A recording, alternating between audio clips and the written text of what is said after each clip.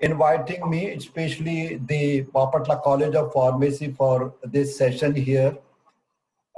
As just to inform, I will be going to talk on the drug discovery and development in the post-genomic era. And this particular topic I'm going to cover under the following heads. I will just introduce the topic.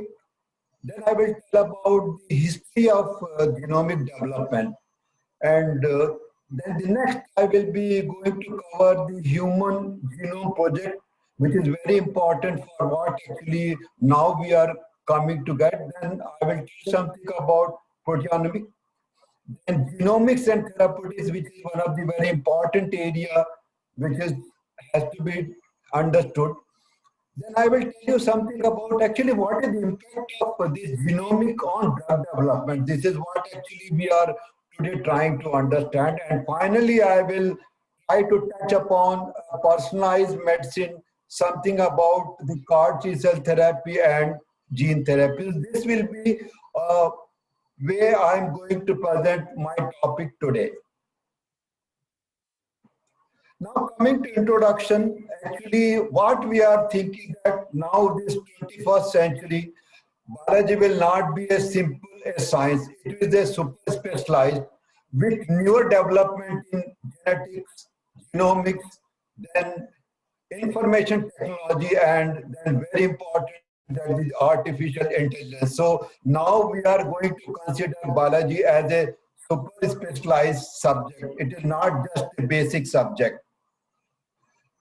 Very important thing we have to understand that the Human Genome Project has really created a tremendous potential to improve the health status, and I will explain how it has contributed and give some very exciting example. One thing is very important that one has to consider when you are talking of genome and other things.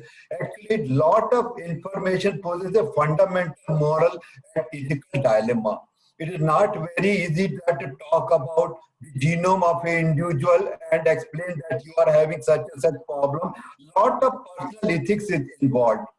So these are some of the very important issues one has to consider when you are talking of using genomic information for drug discovery for human participant.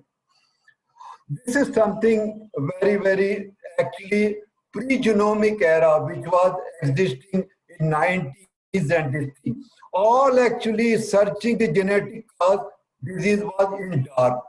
If you see here, can you find out where actually the genomic information is there in this slide? I think it is not possible because at the pre-genomic area, we are only searching everything in dark. I can only show you that this is the place where actually it is existing. So we have got lot of issues before that, but the technology and the post-genomic era has significantly given information to us. Let us see how it happened. Coming to personalized medicine, still we have got lot of gap. And what are those gaps? Actually, there is a lack of adequate measurement technology, limit the vision of personalized medicine. Still, we don't have very good technology to measure and use personalized medicine into very extensive way. We simply do not have tool to measure the biochemical details of human body with resolution needed to fully realize the imaging. So these are two actually gaps which are there, which is actually interfering with us to outright go to personalized medicine. And how these are actually improving it and how technology is there, I will be going to tell you, and I'll tell you what actually happening at personalized medicine. Now there is actually lot of increasing scope of understanding all type of disease. And one should very clearly understand that it is not that the genomic syndrome only is restricted. So the understanding of the genome and genomic is not restricted only to disease which is related to genomic. For example, we have got lot of communicated diseases like TB, leprosy. Now we have got corona, malaria. All communicable disease still are not under control. We know that corona. And It is concerned about the ongoing threat, which is actually re-emerging infection. So many infections are re-emerging. So there is possibility that something may be playing related to genetics. Now coming to the actual thing that what we are having now, large number of non-communicable disease, diabetes, mental health, cancer, HIV, and all those hypertension. So there is a large number of actually non-communicable disease due to the epidemiological shift and lifestyle. So because of these two reasons, we have to have a very good understanding about the genetic information to tackle with both communicable disease as well as a non-communicable disease. Now let us see how it is going to happen. This is something very, very important which has happened in the history of science. Actually, Times USA has published that in the era of the entire history of science, actually the first information which are there, that is splitting of the atom, was the biggest information which has happened in the science. And after that, the most important information which has actually completely shake the science is DNA technology. So after splitting of the atom information, the second information which really helped in the science is the DNA technology. Really, it has very significant contribution, and now let us see how actually it is going today. We have to really understand the historical development and landmark in the molecular genetics. Actually, it started with 1941, but the major landmark which happened in 1953 when actually structure of DNA was published. This is something, a great time in 1953. Then what happened? Then so many things happened from 1961, go on increasing. 1985, actually we got a very important technology, that is actually the polymerase chain reaction. It is completely revolutionized our understanding of the science. And in 2001, actually the Human Genome Project draft was completed. And this is actually the time really we understood that what actually is the genome, what is the gene, and how it is going to help the human being. And then what happened, that it took 50 years. Actually, the first publication on DNA appeared in 1953, and in April 2003, actually the report of the Human Genome Project, it took 50 years to get this information. And how this information is there? You can have, this is the golden publication which I am talking, 1953, which appeared in Nature, April 25th, 1953. But I would like you to concentrate that during that period itself, that is 1953, today it is actually 2021, 67 years back, they have mentioned that we wish to suggest the structure of the salt of DNA which they have published. This structure has novel features which are of considerable biological interest. That means 67 years back they mentioned that the DNA what actually they are publishing is going to have a significant biological interest. And really it happened in light 67 years. Now let us see how it happened. This is actually the chronological thing. I'm not going into detail. So many things happened from 1990 to 96, and then it continued. And from 97 it continued, and in 2003 we got actually the final completion of Human Genome Project, but still actually we are working on. All these things happen. It is very detailed. Now let us see that. I will give a very good example to understand the genome. I will tell you that English is a language. And it's English language actually having alphabet starting from A to Z, that is 26 alphabet. You take few alphabet and join, then it becomes a word. You take few words and join them, and then it becomes a sentence. take few sentences and join them. And once you join, then it becomes a chapter.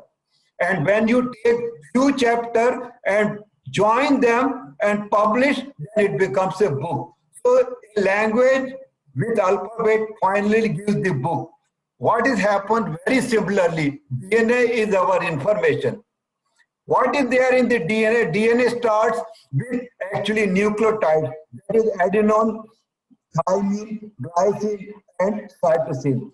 Once these are there, they will actually form a codon. These codons will be forming our gene, and then gene will form our chromosome, and the chromosome is going to produce your genome. So exactly like the language, the DNA, which is the information which is carrying up every individual, is actually in the form of genome. So the Human Genome Project has really significantly contributed about the understanding of the human being, how it is working, what happens during disease. Now let us see what is the further knowledge about that. This is the structure of DNA and RNA. Both are containing. I told that actually DNA contains cytosine, guanine, adenine, and thymine. But when you are coming to RNA, actually RNA is replaced by actually uracil. That is the difference between DNA and RNA. Now, actually the genomic today is where the computer industry was in 1970. That is still at the beginning of the technology revolution. It is happening, but still we have not completed the revolution. What is happening that we have got biotechnology, we have got bioinformatics, we have got genomics. So proteomic imaging, public health, and there is a significant revolution of healthcare because of this technology and genomics. Now let us see how it is happening. What is actually the consideration of Human Genome Project? I was talking Human Genome Project is very important. Now let us see what actually it is. One thing that actually it is nothing but the determination of sequence of 3 billion nucleotides that make a human DNA. That is first. Second thing is that there is a characterization of all variability in our genome. Number 3 is the identification of all genome in human DNA. And number 4 is actually what is the contribution to the era of genomic medicine. So the Human Genome Project has really contributed on genomic medicine, and how it is going to happen, we will see in the further part. What actually to improve the production of drug efficacy, and now it is possible that because the genomic information of disease and human being, we can predict whether my drug is going to affect or it will be efficacious on this patient or not. I can tell whether this patient is going to develop a side effect because of this. Second thing, what is going to that, actually very quickly I can diagnose the disease.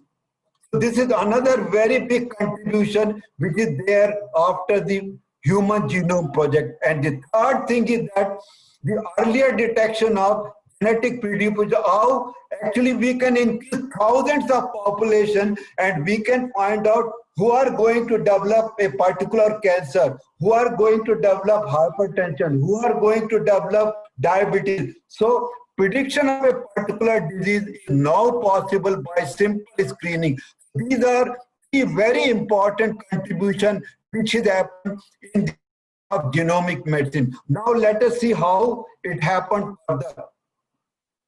What is the goal? Actually, why so much time we have taken and invested, and still we are working on actually Human Genome Project. What is the goal? The first goal is to identify all the genes of human being, approximately 25,000 to 32. Now they are telling it has already crossed 50,000. Second, provide a complete accurate sequence. This is very important that we wanted to provide a complete accurate sequence of 3 billion actually base pair. There are 3 billion base pair that makes the human genome. So we have to complete that and put accrued. This is the second goal.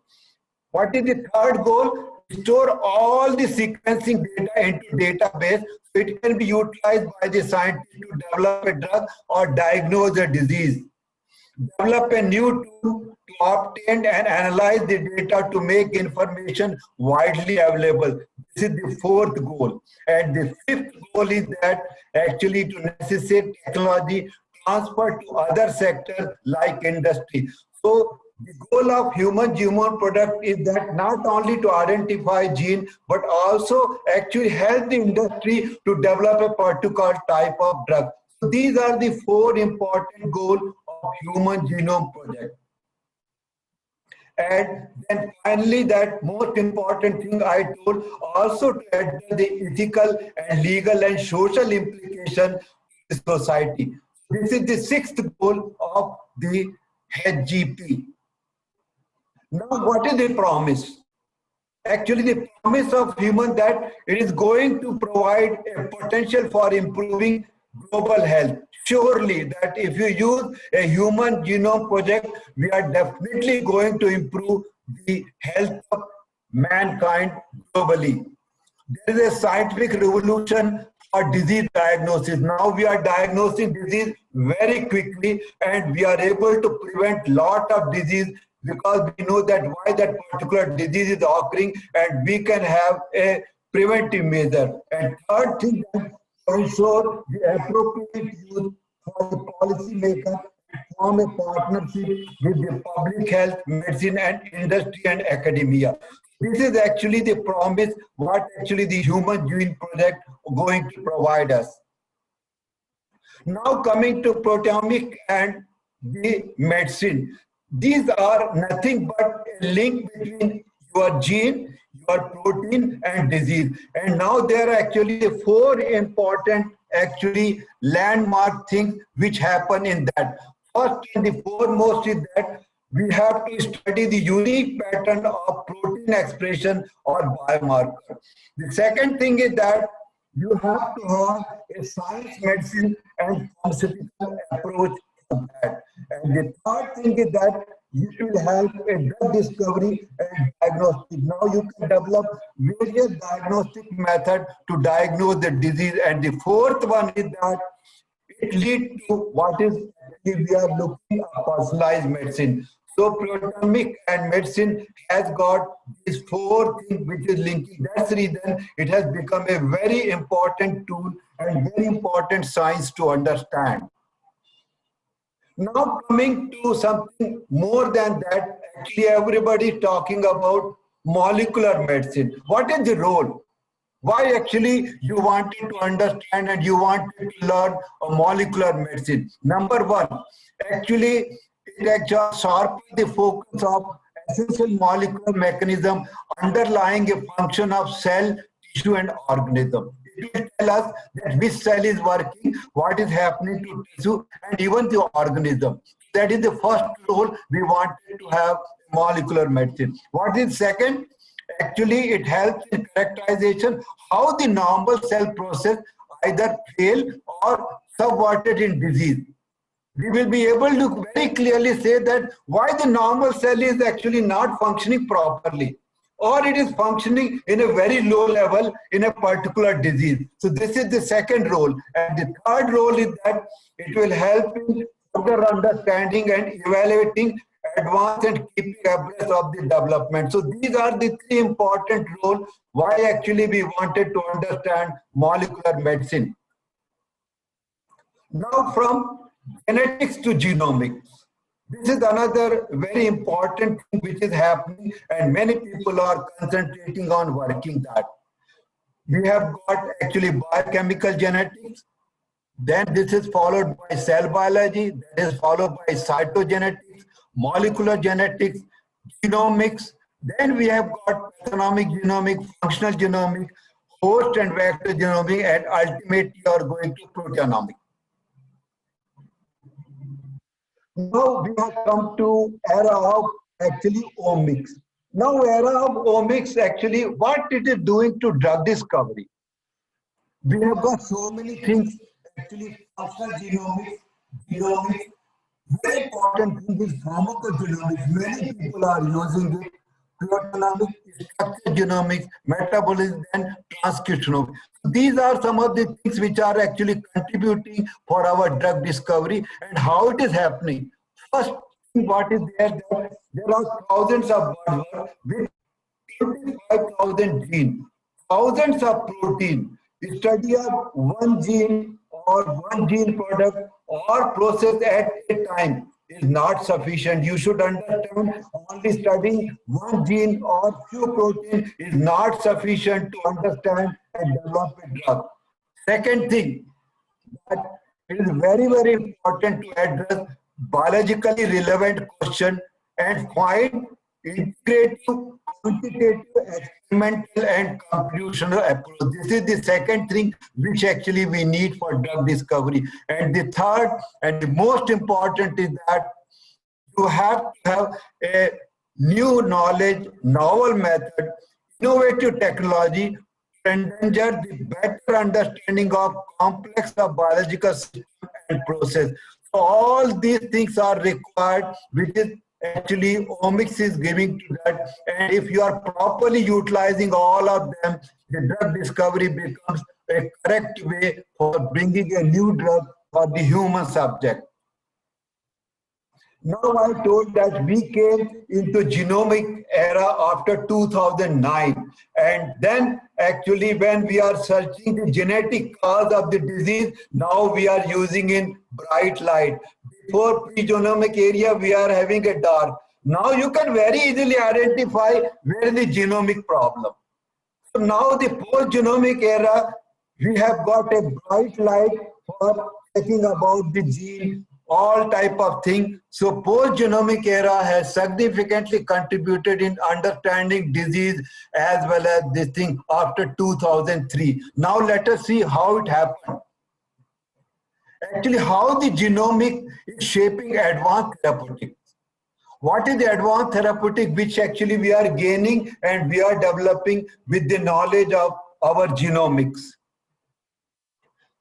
They say that virtually you take all disease except actually trauma. Every disease has got some genetic component. For example, you come to cystic fibrosis, huge amount, this is yellow colored, has got genetic component. Coming to actually adult onset diabetes, it has got almost 50% genetic component.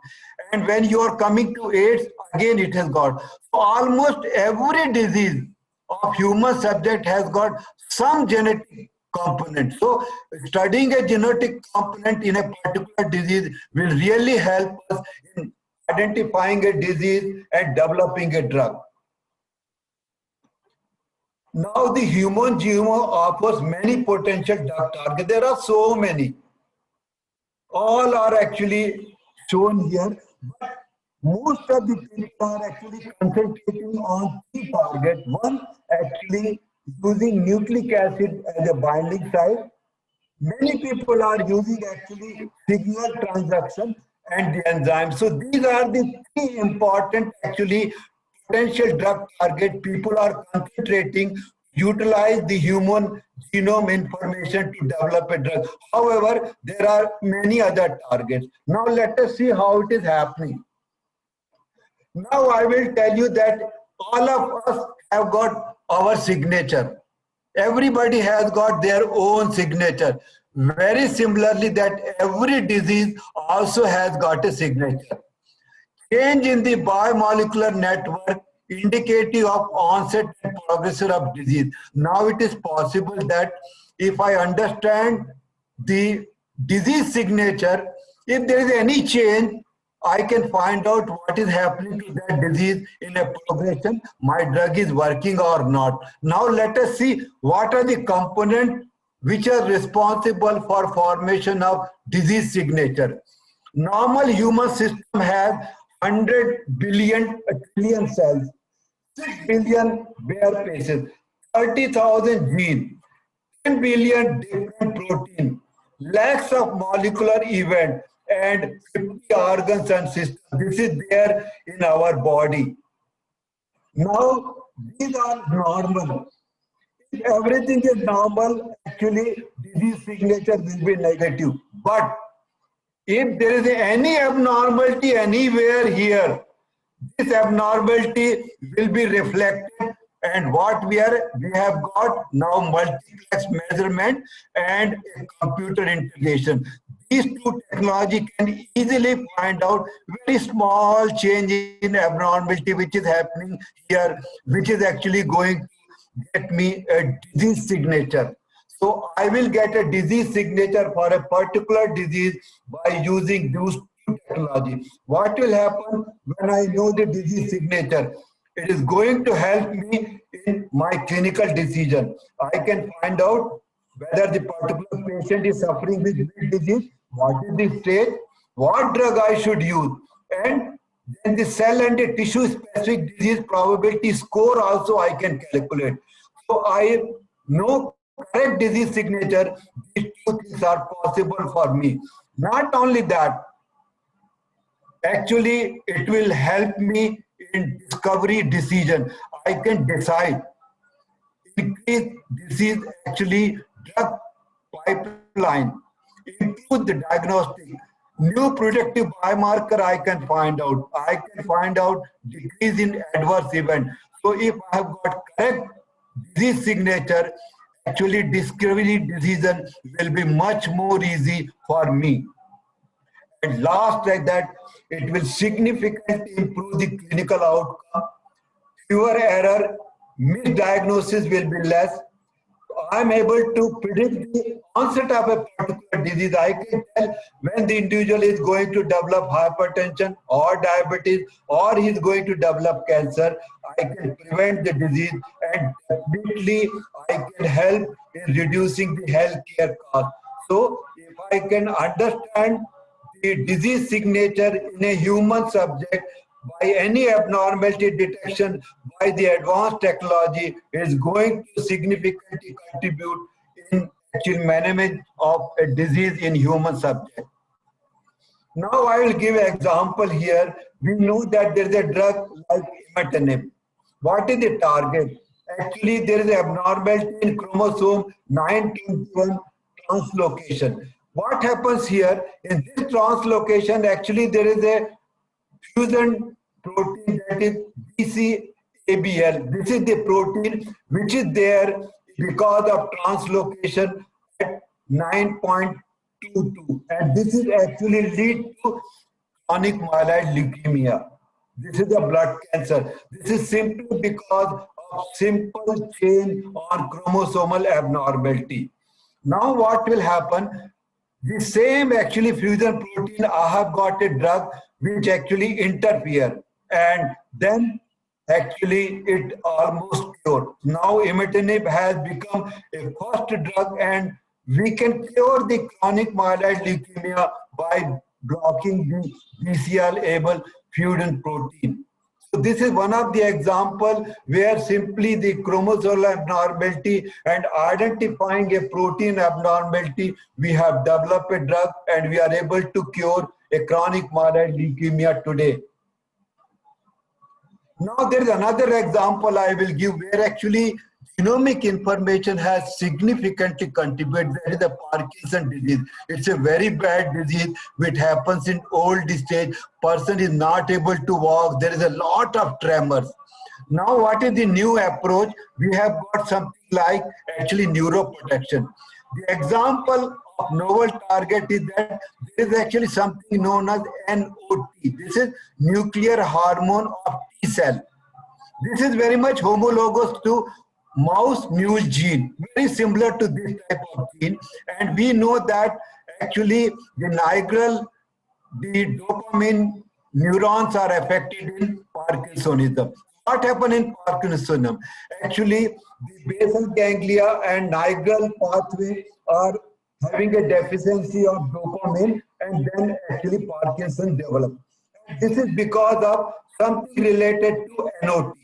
Now, once you know this is a problem, is it possible to develop some drug to improve the function of this particular genome which is inactivated? Now, let us see. Yes, there is a product that is known as ropinirole. which is actually dopamine 2 and dopamine 3 receptor agonist. Now we are actually using a genomic approach to modify the genome, which is responsible for lower concentration of dopamine in basal ganglia. How it is happening? This is the hypothesis. What we are thinking that a particular lesion, which is actually in NOT, may be activated, and then so this is actually the nuclear hormone of T cell, which is inactive. This is actually a particular type of genome which is there, but it is inactive, and due to that, the level of dopamines are very low, and the individual develop Parkinsonism. Because this is inactive, you can have to do something that make it active by some mechanism. It is possible that we can improve the concentration of dopamine. With this understanding of actually particular genomic marker which is inactive, what actually we can do? There is a drug. The activation of NOT by a lesion may cause transcription of NOT responsible gene and may increase the dopamine level. This is actually hypothesis. How this hypothesis we are going? Now I have got a drug, ropinirole.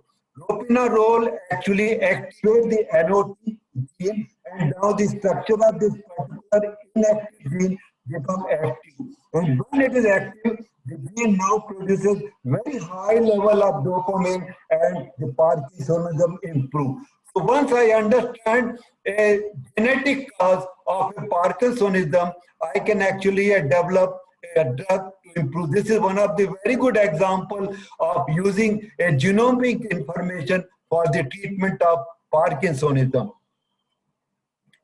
Now, what is the impact of genetic and genomics in drug discovery? We can have mining of the genetic sequence database. We can develop an entire sequence base of a genetic information on any particular disease. We can monitor the gene expression pattern during disease and treatment. Suppose, for example, I told you in Parkinsonism, I found that NOT gene was inactive. If I give a drug, again, I can find out whether a drug is actually making it active. So during disease treatment, I can find out whether my drug is working. And then very important is that if I have got the information of genetic and genomics, I can develop a model for organism. I can develop a model for Parkinsonism. I can develop a model for cancer. All those things are that what is known as a transgenic animal model is today available for investigating a drug, because I know the genomic information. What genomic change has responsible for this cancer? I can produce the same genomic change in an animal model, and I can use that animal for screening of my compound. What is the impact? What is the total going to impact of genomic? Why we are concentrating so much?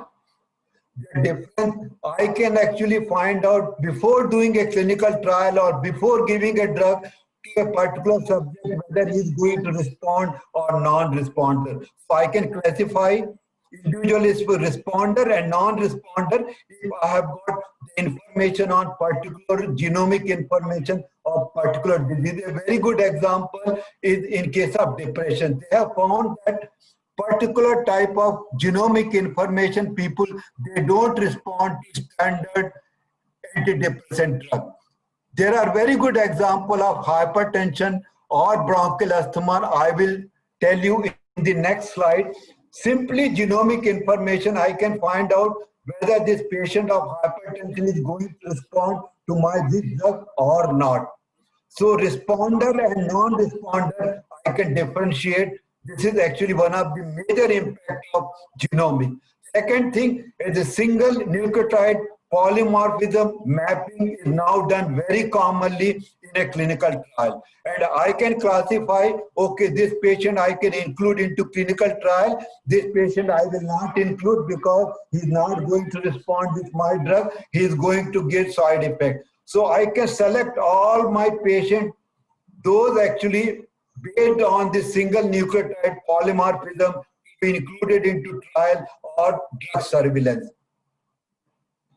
Genomic typing for metabolism, transportation polymorphism, affecting pharmacokinetic. I can find out that which patient the pharmacokinetic will be very poor, absorption will be very poor, or there will be fast metabolism. He will be using lot of drug. Even I can predict pharmacodynamic action of a particular drug in a particular disease or in healthy subject by using genomic information. We will actually see some of the examples.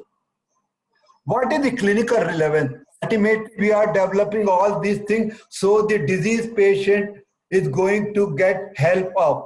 So the clinical relevance of actually genomic variation, how it is going to happen. We can actually predict who is getting optimum response. If there are two drugs, which drug will be very good for this patient, actually optimum response, actually I can find out and I can predict. I can predict actually who will be going to develop toxicity. Very good example is that today it is possible that we can find out which patient of tuberculosis is going to develop hepatotoxicity if you are using rapamycin. Similarly, isoniazid is known to cause peripheral neuropathy. Just by doing a single nucleotide polymorphism of pharmacogenomic evaluation, I can predict which patient of TB is going to develop the neuropathy when I am using isoniazid. Anti-cancer drug toxicity can be predicted by the genomic information. There is a significant contribution of testing a drug and identifying whether it is going to produce that toxicity. So I will change my drug for an individual patient. Post-patient genotype determination, I can find out optimum drug therapy approach and even disease. Genotyping of optimum drug approach, I can find out in a particular disease. I told you that if I know the signature, I can select the drug. The same malaria patient may not respond to chloroquine. He may be needing artemisinin. I can find out. So this is possible that I can find out genomic information of particular pathogen, virus, and I can pick up a correct drug for that. Now, what is the actually consequences of polymorphism? When actually there is a polymorphism which we have detected, what actually it is going, why we are so much worried about polymorphism? May result in different amino acid and stop genomic codon, may result in change of protein function or quality of genome, may alter stability of mRNA in genome, and there may not be any consequences. So either there is some abnormality in all these things or there may not be change. We don't know what is there. Till we do a polymorphism in each and every person, we don't know. Now, what are the factors actually will determine the individual drug reaction? Because every doctor, every patient wants to know that if the particular drug is given to me, how actually it is going to have a reaction. Now, what are the factors? One is that the individual may be having a hypermetabolism, very fast metabolism. Drug will be cleared very quickly. Even you are using a therapeutic dose, you will not get the effect. This is the first thing. The second thing, which is what we looked at, normal metabolism.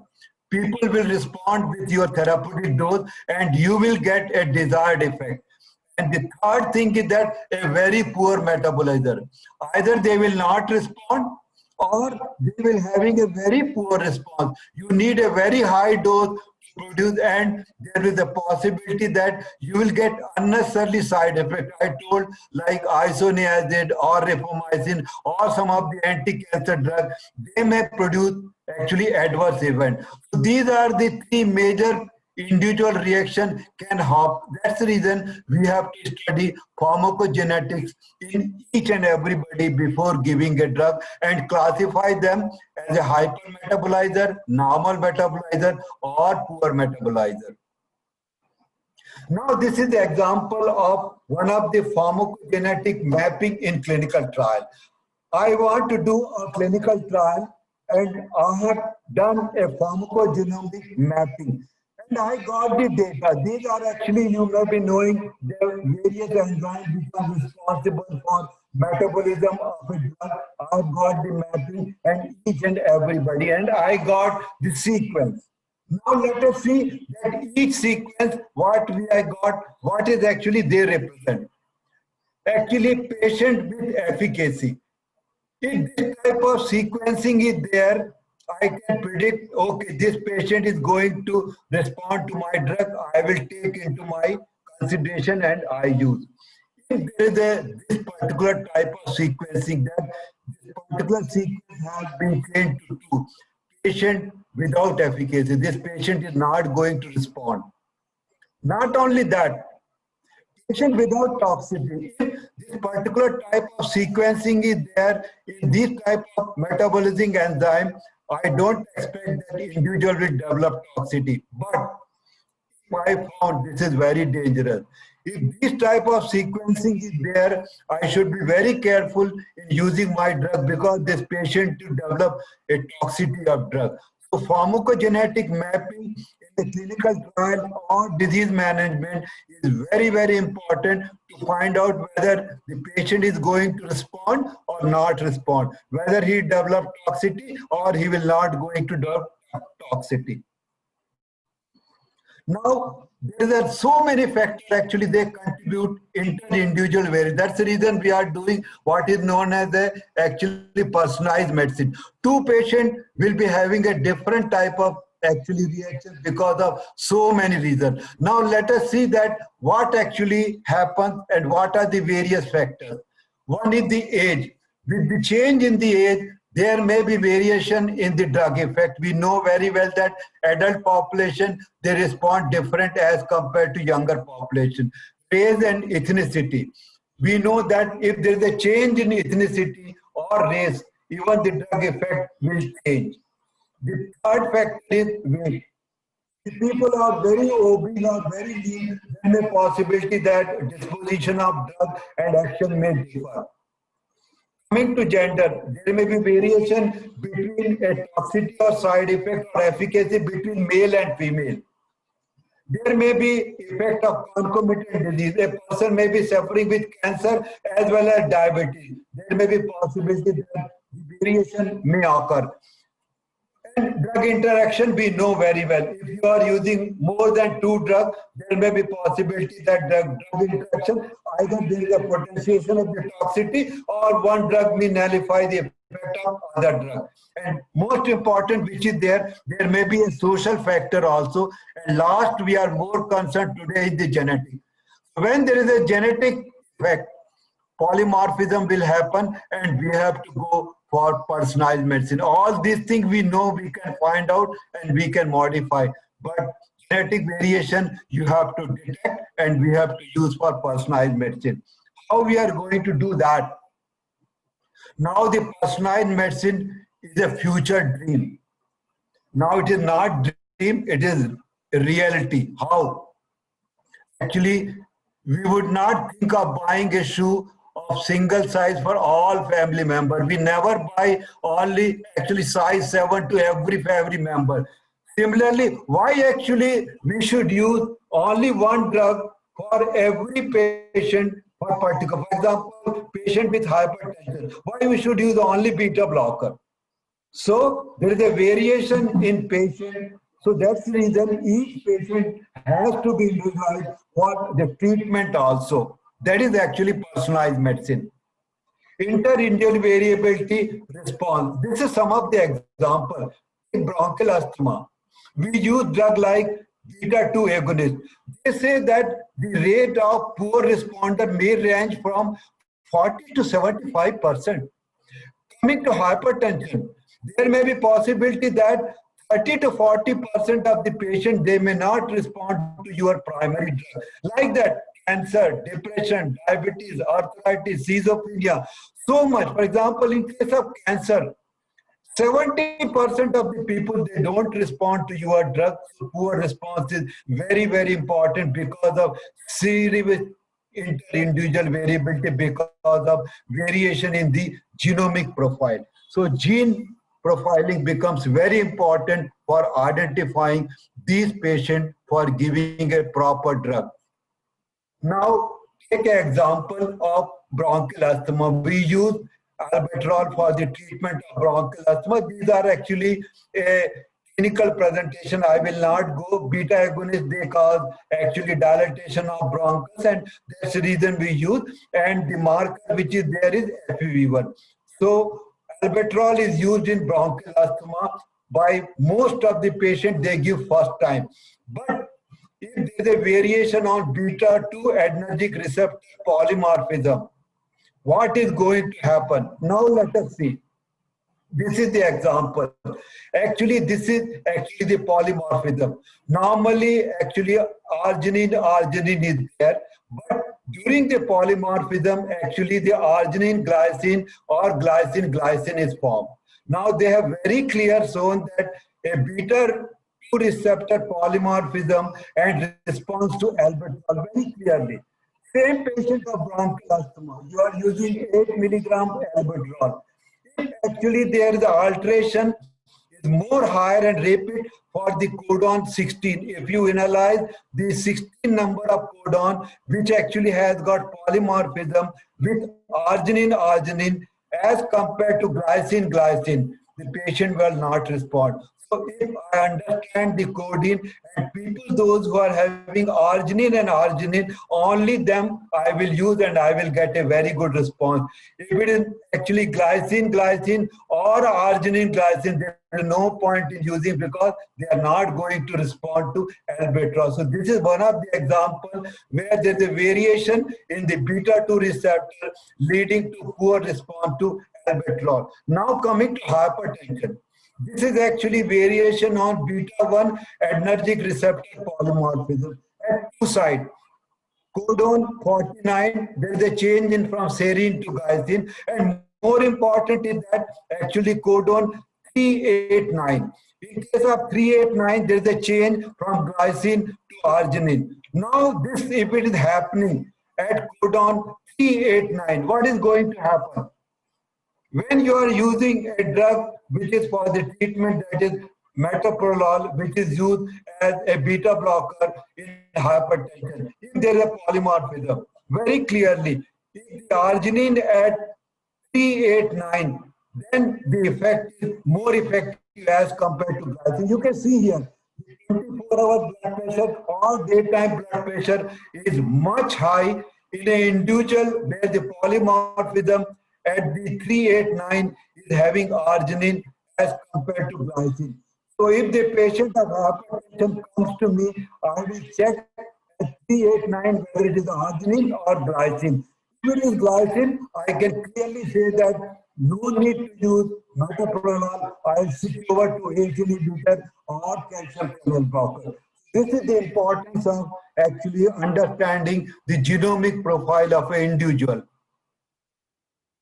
Now, this is one of the best example of genomic information for the treatment. Actually, in case of breast cancer, the individual can be divided into two depending on HER2 gene product. It can be HER2 negative or patient can be HER2 positive. So now there is a possibility that all breast cancer patients, when they are coming, we can see that whether they are HER2 positive or HER2 negative, because 1/3 actually patient, they are actually having a gene of overexpression of HER2 positive. Now if it is there, what is the advantage? Telling the new drug to the target with that. All the people, those who are actually HER2 positive, they are going to respond to drug acceptance. So if I classify, the patient comes to me, I do a tissue biopsy, find out HER2 positive, HER2 negative. HER2 positive, give Herceptin. If HER2 negative, I will not use Herceptin, I will use other drug because this patient is not going to respond to the Herceptin. This is the drug Herceptin, very popular first-line drug for the treatment of breast cancer, those who are HER2 positive, and very commonly used by oncologists today. Coming to pharmacogenomics. Pharmacogenomics affect your drug target it affects your drug transporter, it affects your drug metabolism, it will affect pharmacodynamics, it will affect pharmacokinetic, and altogether it will affect your efficacy and toxicity.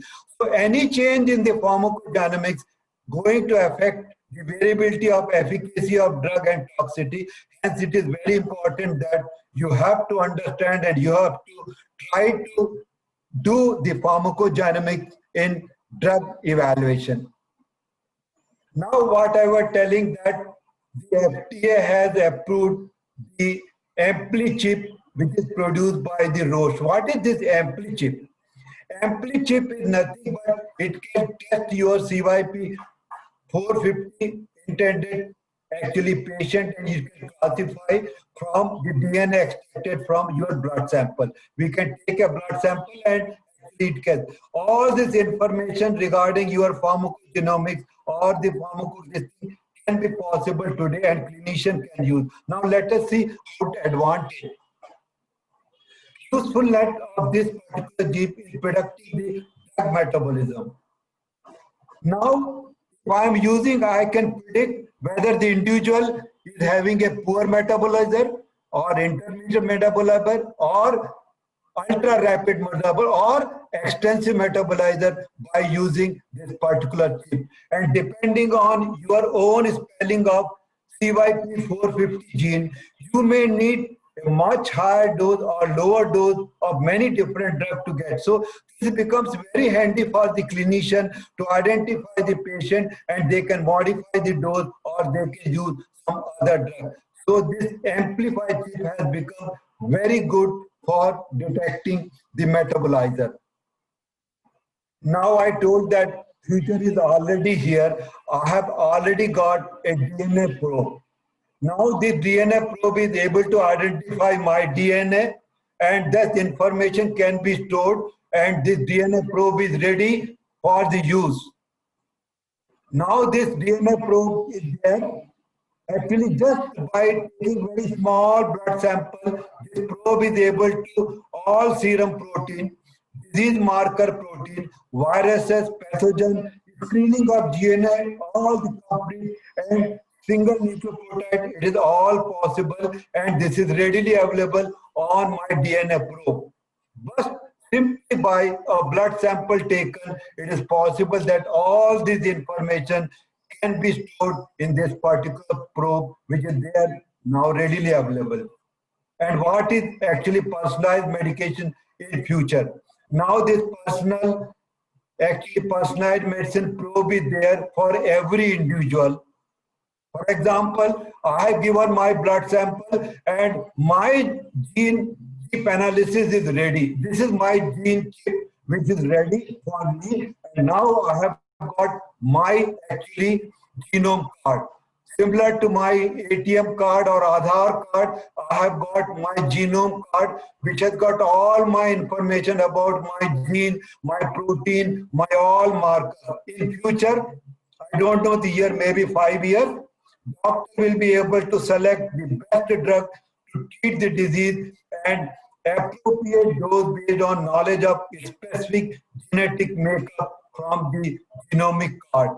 So I will carry my genomic card and I will go to pharmacy. The pharmacist by 2020 or by 2025, I will show my card. He will identify which drug is needed by me. I'll get a correct drug and I'll get a correct dose. Now, what is actually open to post-genomic medicine? Actually, genomic medicine is going to predict the screening and predisposition of multiple factors of disease. Personalized medicine is going to become a future. We can do genotyping, profiling, targeting medicine is possible. Gene therapy is going to be very popular based on post-genomic medicine. I'll give few examples. Stem cell therapy has already initiated and it is going, many centers are doing because of the actually regenerative medicine. Tissue engineering, I can actually clone a particular tissue. I'll give some examples how it has happened and how tissues are generated and used in particular disease. Nanotechnology and biochip is also available, where actually genomic medicine is going to be incorporated, and definitely pharmaceutical, proteomics and biospectrometry, it is going to contribute in developing a genomic medicine of future. Now, in summary, what is the functional genomic process? Clone a full length of actually DNA using GPR sequencing. Check the library to see the receptor is expressed in interest of tissue. Express full length of clone and useful cell line. There are various cell lines are there. Use this cell for high throughput screening and potential lesion molecule. Use this have to obtain a physiological function, and you can develop a particular drug candidate. Now, how actually genomic is shaping the therapy? Till now, we are only actually looking only the academic part or something theoretical. Now, let us see practically how a therapeutic thing has advanced by using pharmacogenomics. What are the examples where a genomic contribution has converted into therapy and we are using it? This is one of the examples that actually regeneration of entire human epidermis using transgenic stem cell happened, and it is published in Nature 8th November 2017, where actually the stem cell transplantation cured a boy of the skin disease. This is something very great which happened in 2015 in Germany. The individual patient was losing 80% of the skin, and disease was known as epidermal bullosa. You can see that 80% of the skin is lost. The doctors and scientists, they took the skin, they have developed a stem cell, and according to the international medical team, Hassan is the patient, is the first patient worldwide who has been treated with a skin transplant from the transgenic epidermal skin cell on the large body surface, and it took 2 years from 2015 to 2017, and all his skin has become normal, and he became normal, and today Hassan is actually playing football in the university ground. So you can imagine the stem cell taking from this cell. This is the first example of pharmacogenomic information which is converted into therapy. Similarly, many of the diseases, this is happening, and we are hoping that this is going to contribute for the human beings in future. There is another thing, that first human CAR T cell therapy promise and challenge.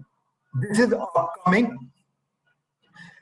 There is an emergency break in the drug keeping immunotherapy, and from learning that a built-in stop actually switch immunotherapy using CAR T therapy from this thing.